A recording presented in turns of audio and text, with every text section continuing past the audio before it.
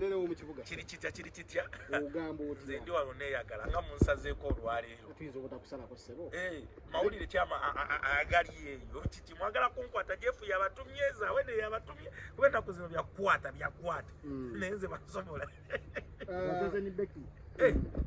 Chozeni Beki Rebecca kwikiriza Chozeni Beki ekisookera ddala ndoza ero budget Juliet zaawedde ekyokubiri mu nsi yegundi talina njawulo na mukyala Kuruthumu Ajati Kuruthumu naye mu Uganda mu tateekeddwa kuva ku laavu nowakukyawagenda ate Chozeni Beki akyali mwana muto problem is kiri mu affectinga brand ye kiri nti one nikiye wawasinga okujja ssente mikolo abantu abagenda okufumbirwa kati ekifaananyi kiba kiri nti oyakyusakyusa n'abasajja ekintu bwe kityo bw'okikola naddala ng'oli mu limelight omusajja oba omukazi n'akukola ki n'akukyawa boddamu okufuna togeza nga nobateeka mu mawulire abantu bagenda kulabanga malaaya bagenda kulabanga omuyaayi oba musajja oba mukazi bagenda kulabanga omuyaayi olina kumufunira oluki mu nkukutu oba ekirala yandirinze omusajja Amir n'asooka afuna omukazi n'amulaga ensi naye kati wano bagamba Chozeni Beki yali omuyaayi olaba wuuyo bituufu omusajja yayagala ne driver we baali bonna kati Chozeni Beki brandi ye gendera omuntu awe namuleeta ku mukolo na baba wange we batu ebaali ne camera person kijjamu affectinga weewaawo ye ng'omuntu kituufu akikole yabadde talina kubikolera mu kamera kati ono wuno wankayana era naye if it ends in tears eri gye yavuda ina n'omwana it is okay kyekyo naye kati ono wabadde olina kukikolera eno wansi mungu kutolabanga gundi we yabadde alesa akasigirike ono omukyala yagala nnyo obutalani Ajati Kuruthumu namugamba musajja wo ntale mwagalire wazeemu okumulabako Chozeni Beki kyebadde akola kuba kakati musajja wange Amir ali eri waggulu kino kituwaaki kuyiga abantu abatukola obubi bonna always batubeera ki ku lusegere batubeera ku lusegere Amir yasibidde ku drip Amir naye yayagadde nnyo biteekamuko agundi katemba n'okwagala content omanyi content olumu naye atusukkamukko kale n'oba ogenze ku gundi towanga sitaani kumulaga nti wiina omulaga nti newe kiba kikulumyenga kitya nga akuyisiza mu bulumi obwenkanawa omulaganga nti ndi wano nodde emabbali n'okola ki n'okaaba naye okola ebyekidongo era oba weeyongerayo bweyongeze kwekola kikwetomeza Simon tugambe nti oli eyali driver we byeyayogera byali bituufu nti Amir asooka akebeze n'abaana era Amir mu nkukutu we bannagundi bangamba yagenda yakebeza abaana kuliko era abatali babe kyaba tapostinga n'abaana kyovola atakyabapostinga amanyi kuliko abatali babe ate ensi yonna yonna bwetyo bweri naye olwokuba gundi Rebecca kwikiriza ali mu limelight kyovola abantu bagenda musalira omusango naye abakazi bonna abalala bagala mukazi munnaabwe ng'ali happy bajja kugamba yamanyi akayaye yamanyi bajja kumwolereza naye nkugambye for the sake of her brand ejja kijja mukosaamu kyenkugambye kiri tewali mukazi ayagala kumukwatira ku musajja era batandika bwe bityo omukazi oli nanyini musikuni natandika okuvaayo nti simanyi Rashida simanyi mukazi wange yabyeralesewo gundi abantu bajja kukyawa Chozeni Beki mu nsi muno omuntu tebaagala kukwatira ku muntu ku mukazi omukazi tewali mukazi ayagala mukazi ababa wa munne kuba naye akoma akafaananyi nga kimutuuseemu omwana kati Chozeni Beki kyalina okukola kusaba nnyo Rashida aleme kulemezaamu ya kamera naye waalemezaamu ate omukazi afuna mangu sympathy ti olaba n'akasuuti akonze yakaguze ke yagendeddemu ojja kuwulira abakazi bavuma Chozeni Beki profession y'omusajja engeri gye yamutodeddemu n'agamba yasooka kubeera looya n'ava mu bwalooya n'asoma semanya psychology n'agenda mu bifaananyi era profesa mulamba profession tebirina kyebiyamba ebiyamba ennyo nti amuwa kyayagala amuwa obudde kyekisinga okuba ekikulu ekitegeevu ebisigadde byonna zero ne Chozeni Beki era naye abonyeebonye nnyo tumuleke agende mulavu yeeyagale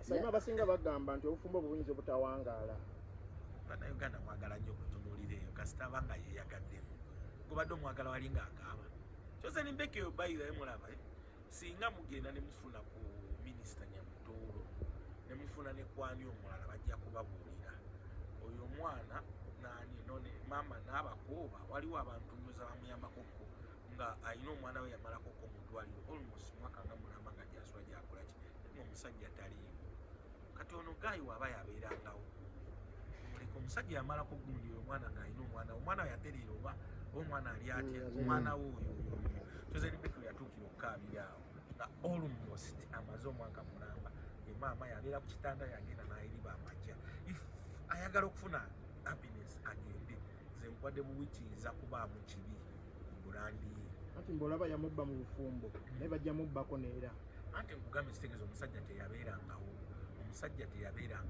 Chosen Mbeki yalwalizaako omwana omwaka mulamba nga yabeera ku kitanda yavaako n'agenda n'ayiriba n'akomawo kati wano abaze nga yagala happiness kyeyeetaaga kyekyo happiness gyeyeetaaga Chosen Mbeki yegyateekeddwa okuba ng'afuna twalaba screenshot za gundi za payments neza insurance omukulu tazisazeemu omukulu ate watandika okusika omugwa agenda kuba nga yeebuuza watandika okuba nga yasika omugwa bwatyo togendanga mu lutalo lona namukyala nolowooza nti onoowangula tosobola kugenda mu lutalo namukyala era gwolina kusiba busiiga oti babitandise ne bagamba proposal Chosen Mbeki yabadde agimanyiiko 100% era yataddemu n'akasente akawera ebisinga byonna bina proposal ziba omukazi abazimanyi wajja n'anjiwa n'abigaanira olina okuba nga bamugambyeko dati naye kaakati era kyempukulaningira mu ngeri ey'ekisajja kikulu kubamu akafaanani nga nkutaddeko gundi nkutaddeko kagundi kamusibidde awo onoyise otya indirect kakati oba bamupreparinga dda otamupreparinga n'agaanira awo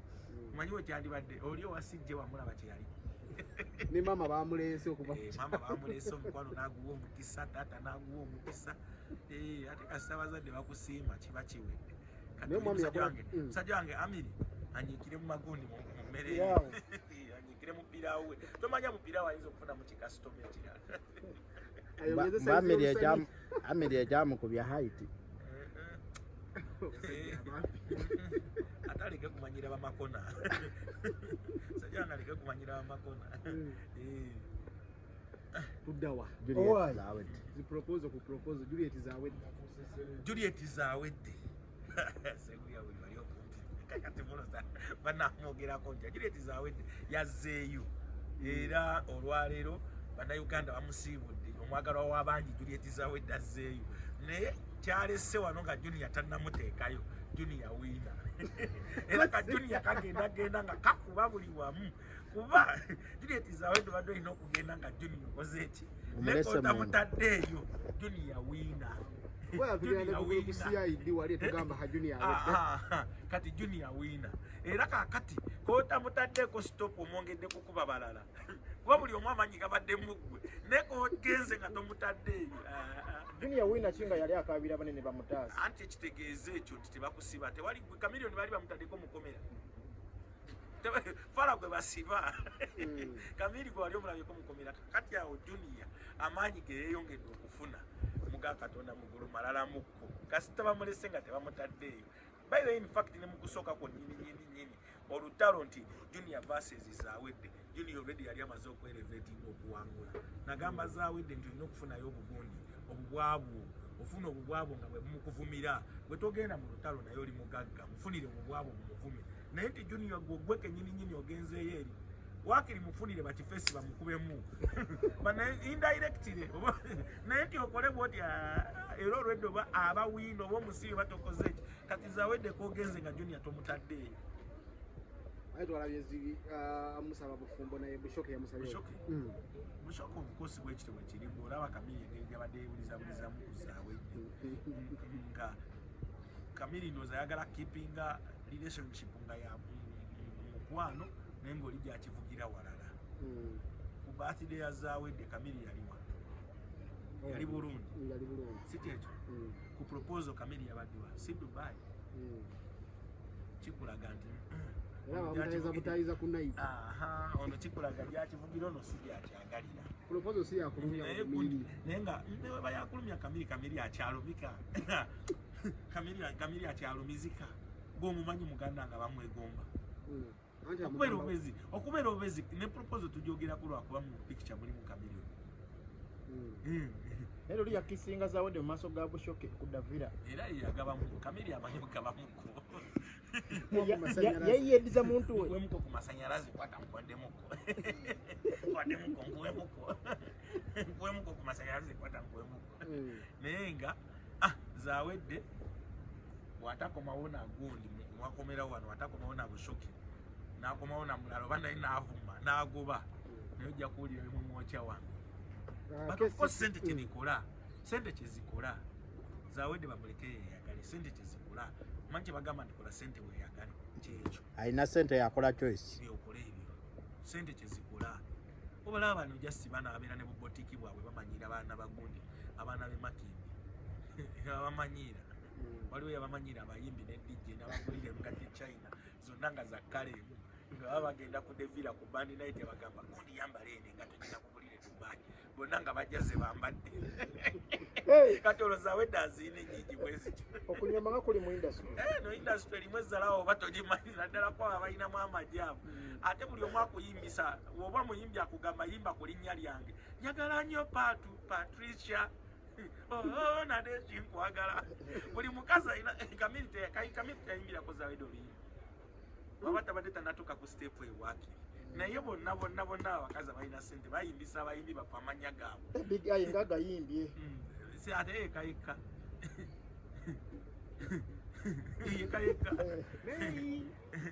Mei. Yagala nnyo Patricia. Kanyabo kaferi kange. Bonna ino gayimba. Bonna abakazi sibipya bino byolabe bakoze gundi mu industry abadde bali bakoze sanda. Oyagala kunja bisabya amatenga mu industry nasigaza kola mikwano. Nansana. Mwenga mu timu Big Eye mu industry. Nansana bonna bantu bange. Bonna bantu bange bakuba Zambali agadde nnyo okwagala. Nateka muno Kolima. Kolima kuyinza okuba tekuliyawo, it is politics. Olina okubanga battle. Olina okuteekawo embeera yonna nekola ki ekuwanguzisa.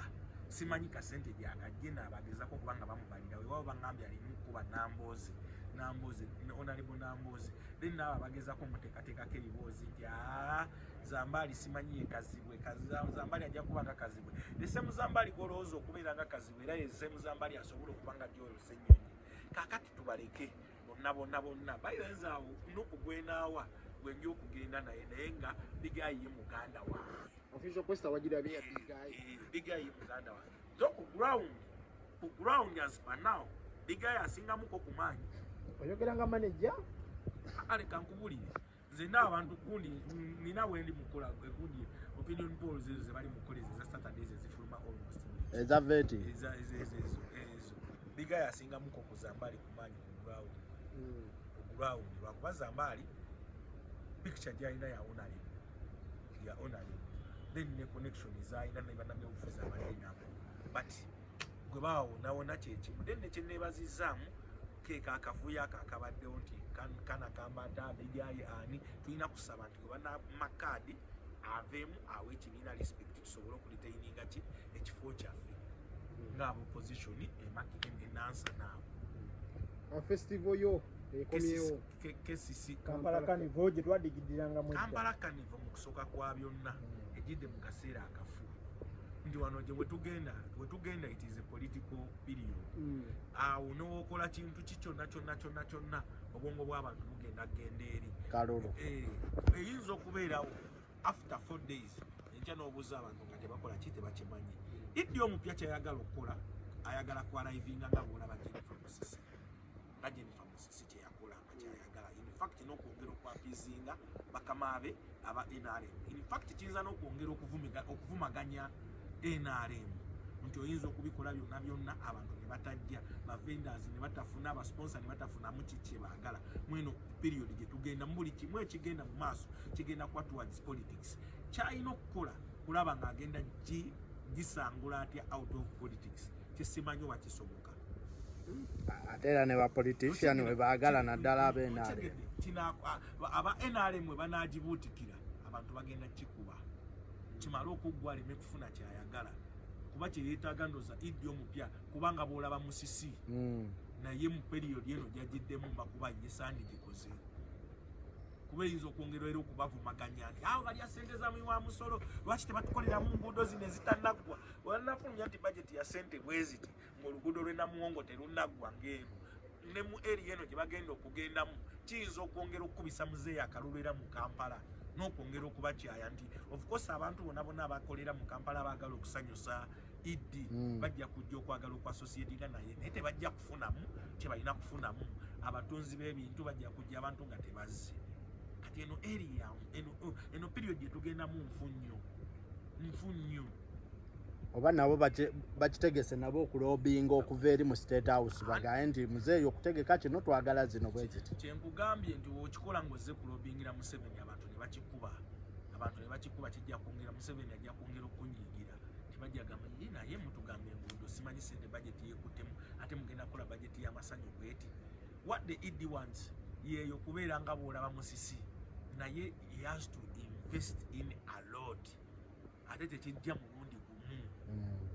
mulundi gumu kuba ne Musisi naye okukikola yasooka n'azimba ekintu kye kati ekibuga tubadde mu stress duka tubadde mu kino na kino kati tukole bwe tuti kati tugenda kucelebratinga ki enguudo zaawedde enguudo zonna enguudo ziwedde bweziti ne bweziti omanyi abantu abo olumu beetaaga mukoba advisor ate kiyinza okwongera okubaleetera obuzibu bwe baagala okwapizinga muzeeyi n'anyiiga bunyiizi abantu mwakoze bwe muti kya ssente bweziti mwakoze bwe muti ekiteezi tebannabasasulira obagambe bagende beeyagale mu Kampala byebizibu abantu bali mu kufeesinga eno mu ndongo ewaffe eya ddala kwejjamu ebyo naye abantu bagaana okujja nga oli alina stress ze buli kimu ki alina ne bagaana kati ku kaniva eno kyemmanyi nti aba NRM bagenda kwagala ogi owuninga ojja kola line up ng'eriko bayimbi b'NRM bokka olabe bano abaki bonna nga be baliko osange nga Idi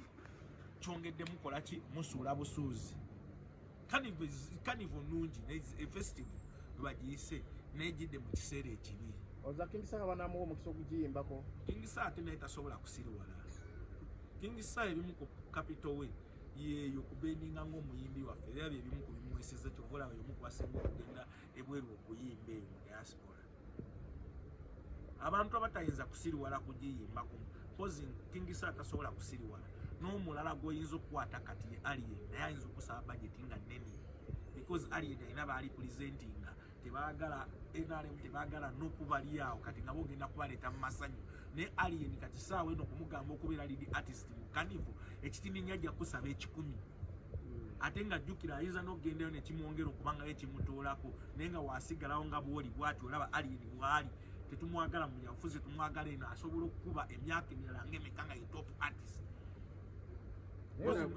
abaana bafangu bogenda kukola independence bagala kugulira bukedde bagala jingulira abagobeko mwena naye ku independence onalabikayo official MC ku independence Fangoni independence bantuusa n'erinnya Fangoni presenter top 10 abana ba Fangoni kati mukagamero waddukayo mukagamero ate mukagamero ne Fangoni bina kyeki nze ndi wa good music Aronix n'avayo n'azoleyo omusajja wo Aronix enzolo yazoleyo emuzamu teyagibaza teyagiraba kuba ogundi yali yakakivaamu Nicky Wine omulaba we yali yaka very gravity na mukubi endongewa mu kiduuda wamukuba endongo mu kiduuda n'ayingizawo mangu oluyimba lwa Zuwena ne Bebe Cool ku majjeege gonna ne gagana okuwa